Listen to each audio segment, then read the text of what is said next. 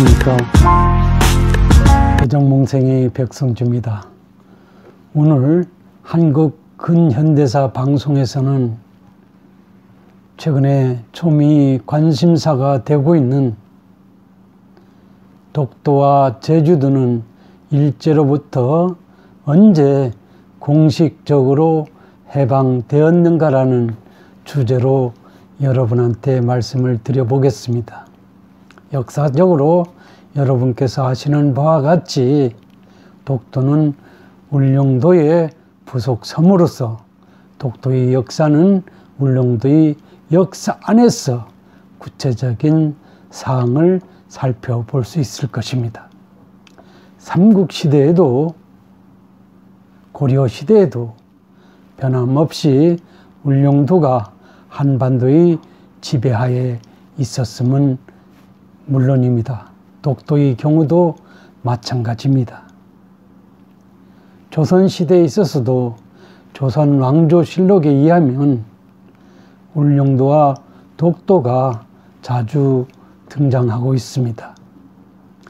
려말 선초에 일본 왜구의 노략질로 피해가 커지자 15세기 초 조선왕 태종은 울릉도 독도 주민의 피해를 우려해서 육지에 나와 살도록 하는 소위 세환 정책을 실시한 것으로 역사는 기록하고 있습니다. 세종 때도 몇 차례나 주민 이주 정책을 실시하면서 두 섬을 수시로 순찰하여 영토로서의 중요성을 확인해 왔다고 합니다. 당시 세종실록 지리지에서는 조선이 통치를 명확하게 보여주는 사료로서 조선이 세환 정책을 계속 유지하면서 울릉도와 독도를 모두 여전히 조선이 통치하에 두었다는 것을 증명해주고 있습니다. 임진왜란 이후에는 조선의 통치력이 많이 약화됨으로 인해서 조선은 군사를 울릉도로 보내서 정세를 살폈다고 합니다. 이는 동해안 어민이 세환 정책과 울릉도가 조선이 영토임을 확인코자 한 조선 당국의 의도 있는 책략이었음을 엿볼 수 있는 대목이 아닌가 하는 생각을 해봅니다. 속종 때에는 어부 안용복이 고기를 잡기 위해서 울릉도에 들어갔다가 일본으로 납치된 사건이 발생했다고 합니다. 당시 안용복은 감금당한 후에 풀려나서 다시 일본으로 건너가 독도와 울릉도가 조선 땅임을 명백히 하고 돌아왔다라는 그런 사료적 기록이 남아있는 것으로 알려져 있기도 합니다. 이어서 조선은 1895년 고종시에 도감제, 즉 섬을 관리하는 직제를 실시하여 울릉도를 행정 관할 구역으로 지정했다고 합니다. 당시 울릉도 인구가 2,000여 명에 이르자 조선은 1900년 10월 25일 울릉군을 신설하였고 그 관할 구역 내용에 대해서는 관보로 기록하여 함으로써 현재도 법적 효력이 있는 것으로 인정되고 있습니다.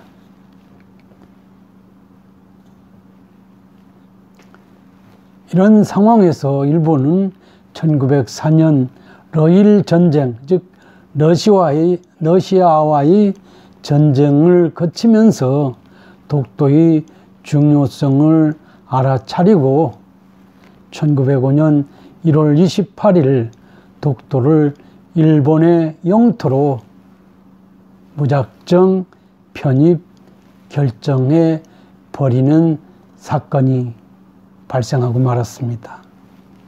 뒤늦게 조선은 그 사실을 알아차리고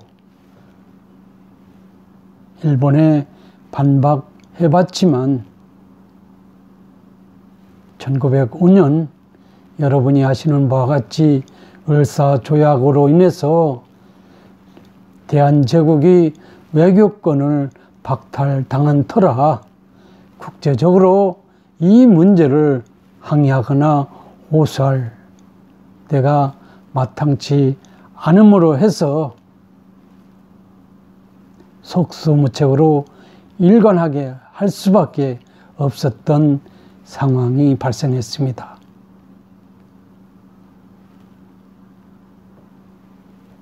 그리고 일제는 조선통감부를 설치한 이후에는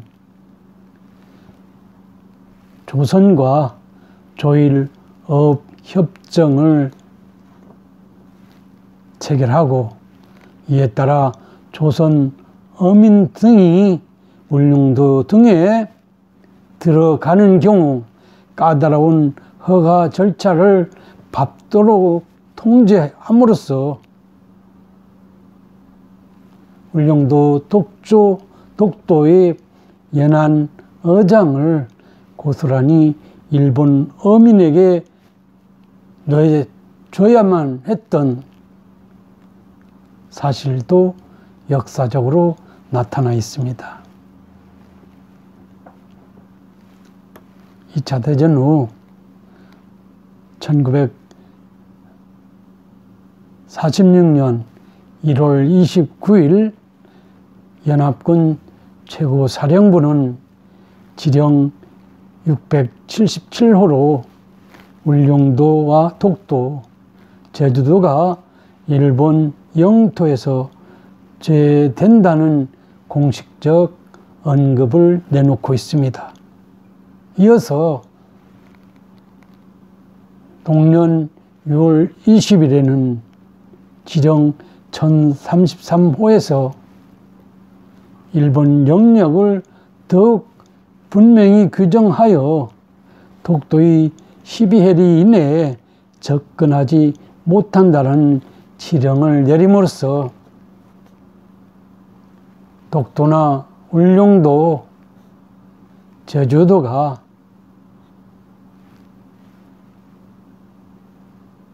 일본이 영토가 아님을 공식 문서에 의해서 확인해주고 있습니다.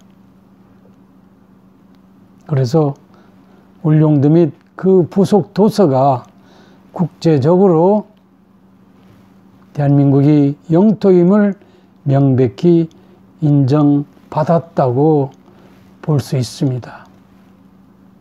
그럼에도 일본은 1952년 이후부터 특히 독도를 울릉도로부터 분리해서 일본 영토로 주장하기 시작해 왔습니다. 왜 그런지 여러분 아신가요?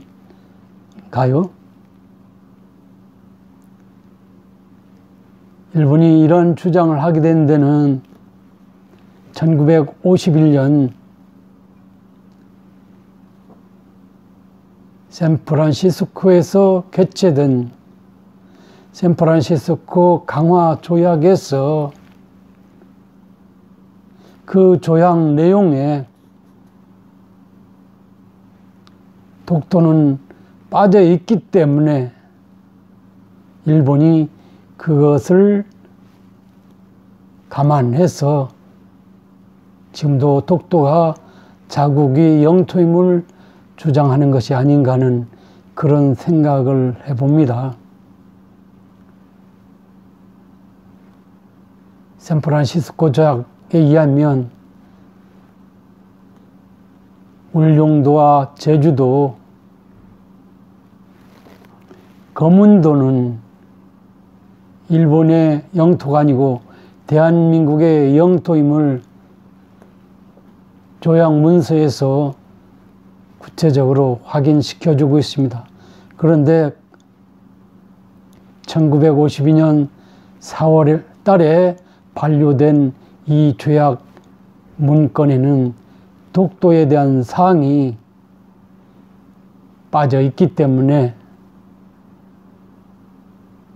지금까지도 일본이 독도가 자신의 영토임을 강변하는 그런 무리수를 두고 있지 않느냐는 그런 생각을 해봅니다. 사실 샌프란시스코 조약에 있어서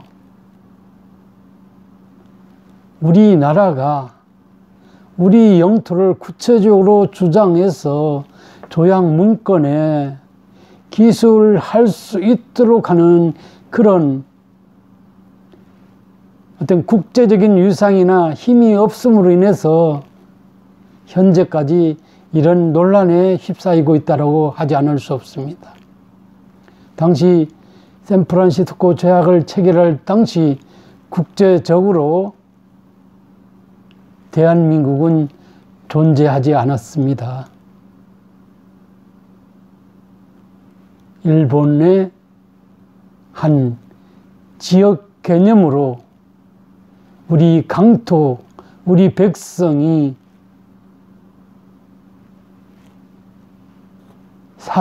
살았던 그런 곳 정도로 소위 나라 개념이 아닌 그런 상황에서 샌프란시스코 조약이 체결됨으로 인해서 분명히 우리 강토임에도 불구하고 그런 주장을 국제적으로 주장할 수 없게 된 주된 이유가